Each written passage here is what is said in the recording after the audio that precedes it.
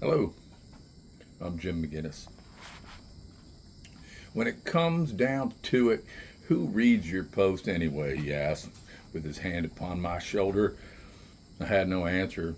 My friend's hard question was aimed at my sometimes futile attempts to change opinions and views. They just scroll on by, he said, with a sad smile. Well, I didn't get angry. I just started laughing at myself. I'm only a doctor, carpenter, soldier, preacher. I'm just an engineer, police officer, nurse, or teacher. I'm only a congressman, president, block mason, writer, just a stockbroker, lawyer, clerk, judge, or firefighter. I'm no better than anyone, as the Irish might say, but I'm no worse. My dad told me that we Irish are a humble race and we've got plenty to be humble about. We need humility to function as humans, and a little humor too, for if we can laugh at the faces we see in the mirror, that's a force of humility, and we can shelve our self-importance and strengthen our resistance. To be humble is to be grateful because we appreciate the role of luck in our lives. There, but for the accident of birth, or the grace of God, or the mystery of fate, I go. I think Michael Sandel said that. Humility helps us see what divides us in this country, and it just may help us heal, and that's what concerns me most. I'm just a history teacher myself. I'm no prophet, but I see trouble on the horizon. I am revolutionary only in my insistence that we open our minds, that we begin to listen to the young voices filled with frustration, anger, and despair.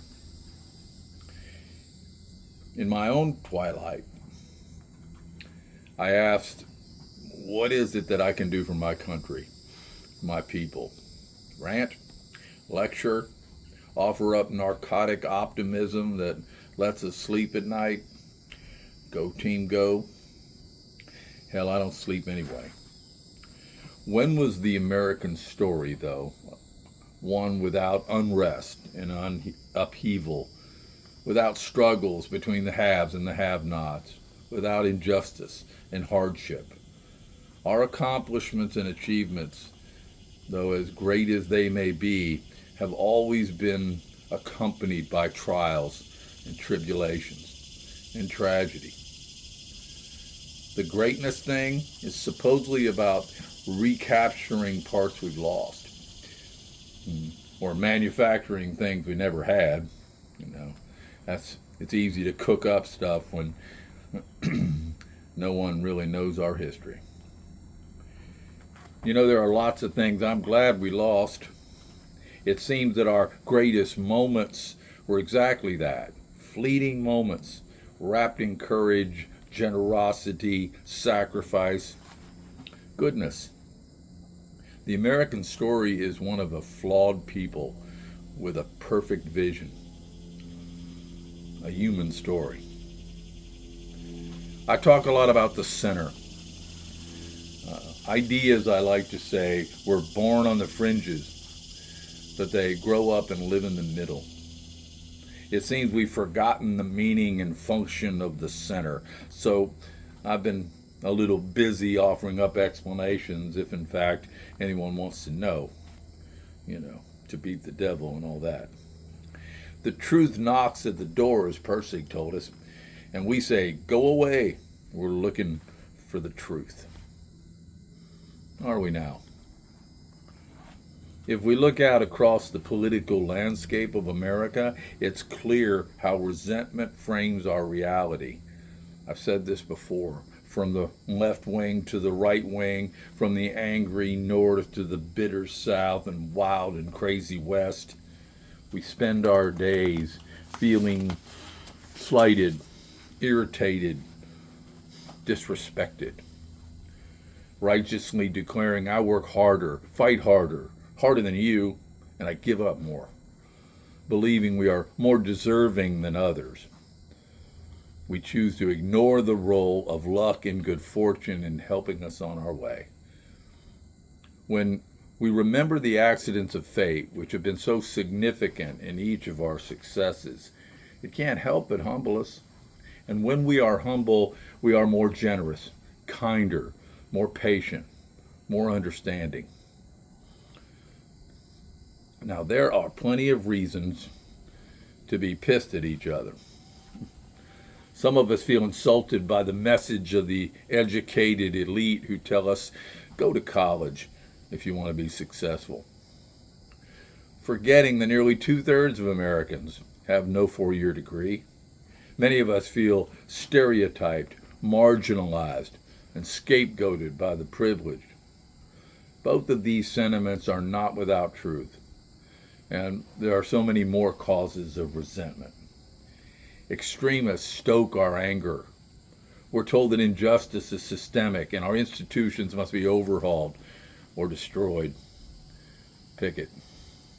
Oftentimes, our bitterness comes from a completely different direction. Many wealthy, successful Americans hold grievances and in turn have fueled the rage of those far less successful than themselves. They distract us. They take our eye off the ball and turn Americans upon each other.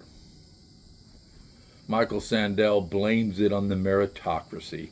Economic winners have excessive pride in their own achievements, falsely believing it was all their own doing, and thus blinded to the role of fate, blessing, good fortune, luck. All of us have needed a little help to get where we are, no matter how modest our achievements. Now, my own opportunities came because I could chase a little white ball across a green field. And that so-called talent kept opening doors, steering me and saving me.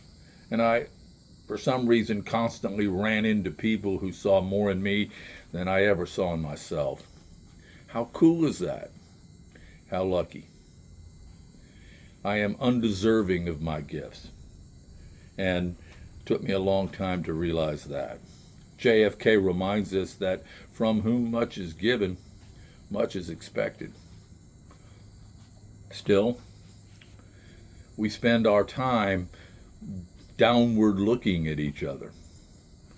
And what I mean by that is we take pride in our achievements, but strangely enough, we choose to blame others for our struggles and failures, seeing them as obstacles to our moving forward, their laziness, their greed, their incompetence, their bigotry, and their sense of privilege and entitlement.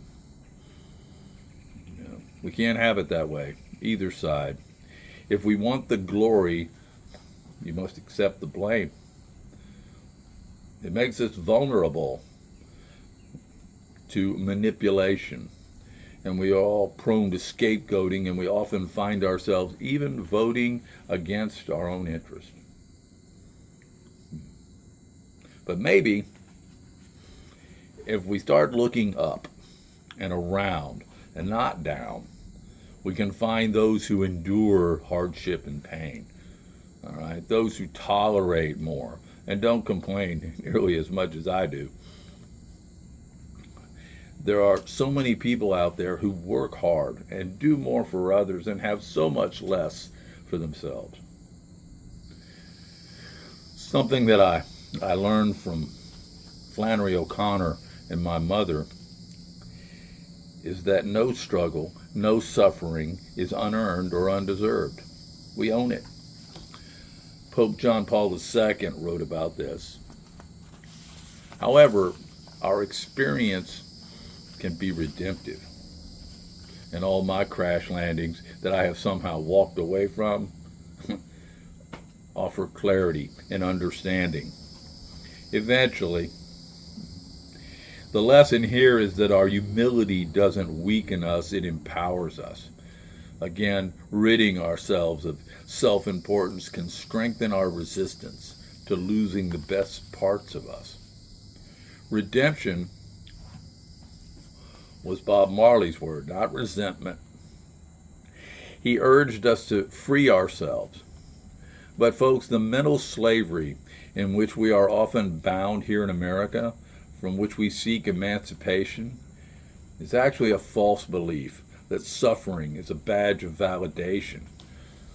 We are not raised up by injustice and discrimination, nor are we dignified by such things.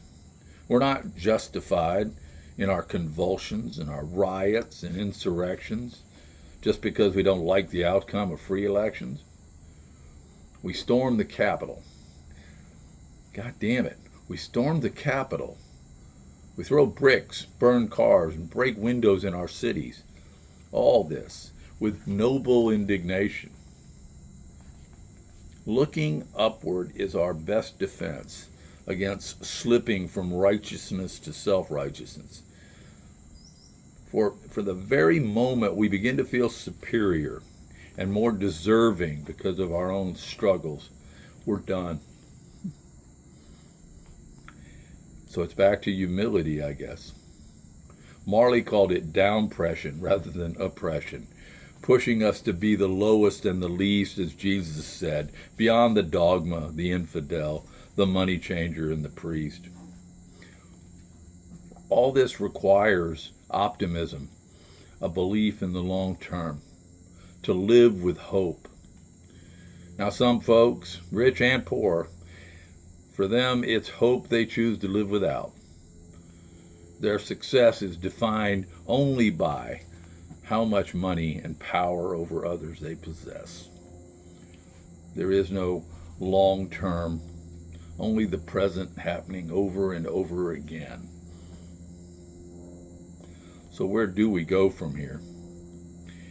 How about we start by being a little more honest with who we see in the mirror? Let's show a little more gratitude for our good fortune, however small it is. Character over achievement.